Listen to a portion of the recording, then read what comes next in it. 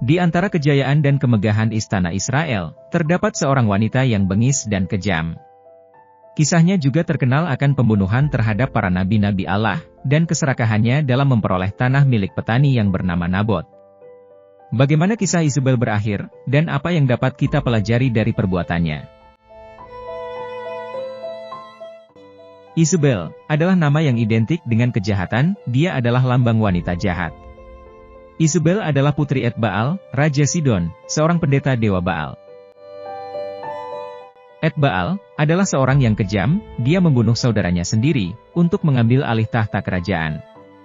Ayah Isabel bukanlah sosok ayah yang baik, namun, Isabel mengikuti jejak ayahnya, dan menjadi seorang pembunuh, haus kekuasaan, dan tidak berhenti untuk mendapatkan apa yang diinginkannya. Raja Israel pada saat itu adalah Ahab, seorang pria lemah, dan mengasihani diri sendiri, yang menyerahkan kekuasaannya kepada istrinya, yaitu Putri Isabel. Meskipun hukum Allah melarang penyembahan berhala, namun, Raja Ahab kompromi terhadap Isabel, dengan semua berhala yang dibawa oleh Isabel ke istana Israel. Isabel juga membawa ke wilayah Israel ratusan imam berhala, untuk melakukan penyembahan kepada berhala Baal, yang sesat dan cabul. Isabel adalah wanita yang sangat mendominasi, sehingga ia menjadi tuan atas suaminya yang lemah. Salah satu tindakan jahat yang dia lakukan adalah, memerintahkan pemusnahan para nabi Tuhan, dan mendirikan mezbah bagi Baal. Musuh terkuat Isabel adalah, Nabi besar Elia. Elia menentang sistem pemerintahan jahat, dan penuh berhala. Elia mengumumkan hukuman Tuhan atas Israel, dalam bentuk kekeringan yang berlangsung selama 3 tahun lamanya. Puncaknya Nabi Elia, dan Ratu Baal mengadakan sebuah kontes di Gunung Karmel, untuk membuktikan antara kekuatan Tuhan Israel yang sejati, dan kekuatan para Baal. Gunung Karmel dipilih sebagai lokasi kontes, karena ini adalah tempat ibadah bagi penyembah dewa Baal. Dalam kontes itu, Nabi Elia menantang para nabi Baal memanggil dewa mereka, untuk membakar korban binatang yang sudah disediakan. Setelah 450 imam Baal, dan 400 imam Asyera memohon kepada dewa-dewa mereka, dengan meratap dan melukai diri sendiri untuk mengakhiri kekeringan, tapi semuanya sia-sia. Meskipun para nabi Baal berdoa keras, dewa mereka sama sekali tidak menampakkan diri. Kemudian, tibalah giliran Nabi Elia yang memanggil Allah, dan Allah segera menjawab doanya, dengan membakar korban itu dengan api dari langit. Dalam kontes itu, menegaskan menjadi momen kemenangan bagi Nabi Elia, atas dewa Baal yang dipimpin oleh Isabel. Bukannya mengakui kuasa luar biasa dari Allah yang benar, Isabel malah marah dan bersumpah untuk membunuh Elia. Elia melarikan diri ke padang gurun, setelah mengalami ancaman kematian dari Ratu Isabel, yang marah atas kekalahan para nabi Baal, di Gunung Karmel. Setelah melihat upaya pembunuhan terhadapnya, Elia merasa takut dan kehilangan harapan, sehingga ia melarikan diri ke padang gurun. Padang gurun menjadi tempat perlindungan bagi Elia. Selama di padang gurun, Elia merenungkan akan panggilannya sebagai nabi Tuhan. Dengan pertolongan Tuhan, Elia kembali kuat, dan kembali melakukan pekerjaan Tuhan, yang sudah Tuhan tetapkan. Sementara itu, Isabel membuktikan dirinya sebagai wanita yang serakah, suka membunuh, dan jahat.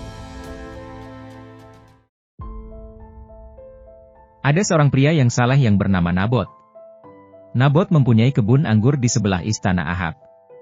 Ahab menawarkan untuk membeli kebun anggur itu, tetapi Nabot menolak, karena menghormati perintah Tuhan, untuk menyimpan warisannya untuk keluarganya. Karena penolakan tersebut, Ahab sangat kecewa dan marah, kemudian Ratu Isabel yang merasa tidak terima dengan keputusan Nabot.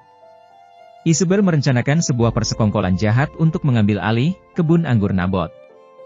Dia bersekongkol dengan 2 bajingan pembohong, agar Nabot dituduh dan difitnah, kemudian dihukum mati.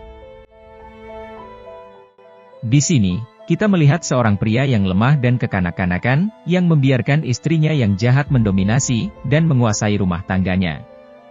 Hal ini sangat bertolak belakang dengan rencana Allah dalam pernikahan. Seharusnya, suamilah yang harus memimpin keluarganya, ke arah yang sesuai dengan kehendak Tuhan.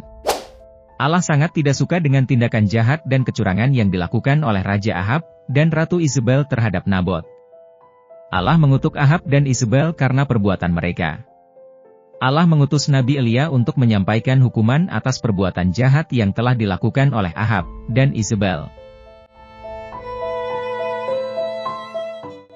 Kemudian bangkit seorang raja yang baru di Israel yang bernama Yehu. Yehu memerintahkan agar Isabel dilempar keluar jendela sampai mati. 2 Raja-Raja 9, ayat 34 berbunyi demikian. Yehu masuk ke dalam, lalu makan dan minum. Kemudian ia berkata, baiklah urus mayat orang yang terkutuk itu dan kuburkanlah dia, sebab ia memang anak raja. Mereka pergi untuk menguburkannya, tetapi mereka tidak menjumpai mayatnya, hanya kepala dan kedua kaki dan kedua telapak tangannya. Mereka kembali memberitahukannya kepada Yehu, lalu ia berkata, memang begitulah firman Tuhan yang diucapkannya dengan perantaraan hambanya, Elia, orang Tisbe itu, di kebun di luar Yisrael akan dimakan anjing daging Isabel. Maka mayat Isabel akan terhampar di kebun di luar Yisrael seperti pupuk di ladang, sehingga tidak ada orang yang dapat berkata, inilah Isabel. Melalui kisah Isabel, kita belajar bahwa Allah adalah Allah yang adil. Perbuatan jahat, kecurangan dan penyembahan berhala, tidak akan luput dari penghukumannya. Semua itu juga mengingatkan kita untuk selalu mencari kebenaran dan hidup sesuai dengan kehendaknya, agar kita tidak melanggar perintahnya dan terjebak dalam perbuatan kejahatan serta kecurangan.